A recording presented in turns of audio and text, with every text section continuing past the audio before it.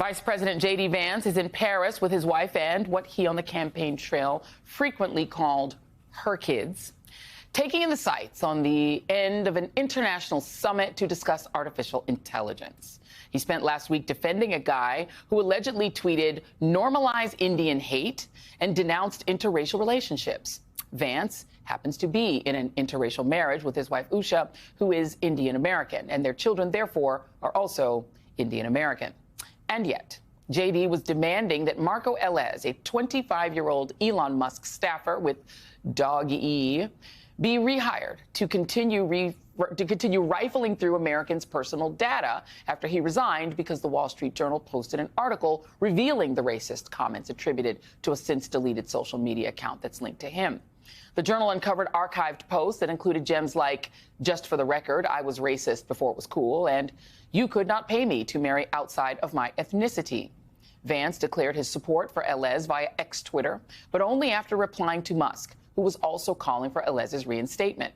Vance tweeted, "I obviously disagree with some of Elez's posts, but I don't think stupid social media activity should ruin a kid's life," referring to the staffer who has high-level access to American social security numbers as a kid.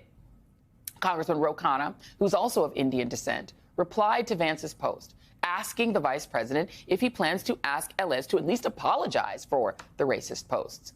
Vance, still apparently in podcast troll mode despite his newly elevated station, responded, "For the sake of both our kids, grow up. Racist trolls on the internet, while offensive, don't threaten my kids. You know what does? A culture that denies grace to people who make mistakes." Apparently now also referring to the 25-year-old with access to America's $6 trillion payment system as a racist troll. Comforting.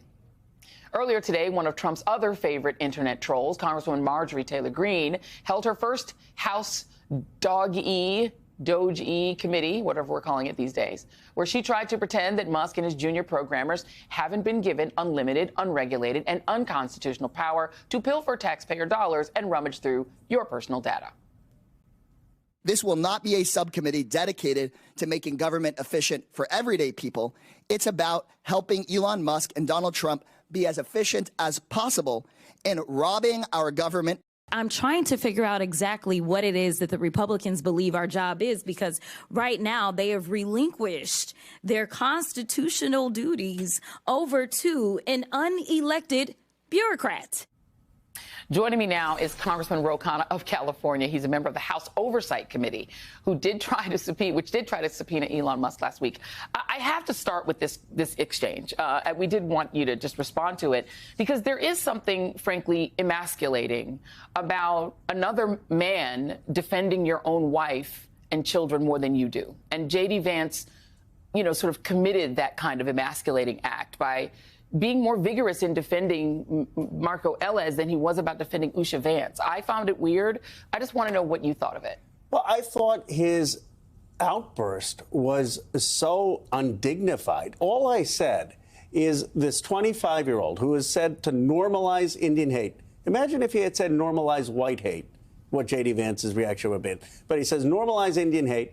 He says repeal the Civil Rights Act, meaning that people who are going to a restaurant now, the restaurant can have black people and Indian people sit separately from white people. And all I said is ask him to retract that and apologize before rehiring him. And he would not commit to that. In fact, this person apparently has been rehired, no public retraction, no acknowledgement of wrong, and yet they are basically firing anyone who utters the words DEI. It's hypocrisy. And he was saying these things specifically about Silicon Valley. You represent Silicon Valley. There is a tendency, the Peter Thiels, the Sachs, Mr. Sachs, all South Africans, I will note, white South Africans, who seem to have really put their foot down, that they really don't like the idea of diversity and inclusion and equity. It angers them. Elon Musk has made that statement before. So that seems to be something that they're willing to allow in our government, right? But my question is, okay, you all don't care if somebody isn't diverse. Do you care if they're self-dealing? Elon Musk, a Silicon Valley person, he had contracts currently with 12 agencies for roughly $15 billion. That's in funding in the last decade. He has new contracts, apparently, with NASA for SpaceX. He just may have gotten a $400 million contract with the Department of State while he's gutting those departments for everyone else and for the poor, cutting aid to poor people. Who's auditing this? Well, that's why we wanted him to come before the Oversight Committee. I mean, he doesn't have to do financial disclosures. I don't understand it. Every member of Congress has to do financial disclosures, everything in our assets, any transaction. The president does, the vice president does. He doesn't have to do that. He doesn't have to go through the government ethics to recuse himself. Does Normalize Indian Hate Kid have to? Does Big Balls, his name, do they have to file any disclosure forms? I don't know. I don't think so. I mean, do you have a full list on the Oversight Committee of who they are? We need to know who they are. How are they being paid? I mean, what budget authorized their payment? Whether did they get this access to sensitive information from the Treasury Department while they were federal employees or before they were federal employees? Because it's illegal if they weren't made federal employees. Those are unanswered questions. And you all don't know that, and you're on the Oversight Committee. We're on the Oversight Committee because they have not given us any of this information.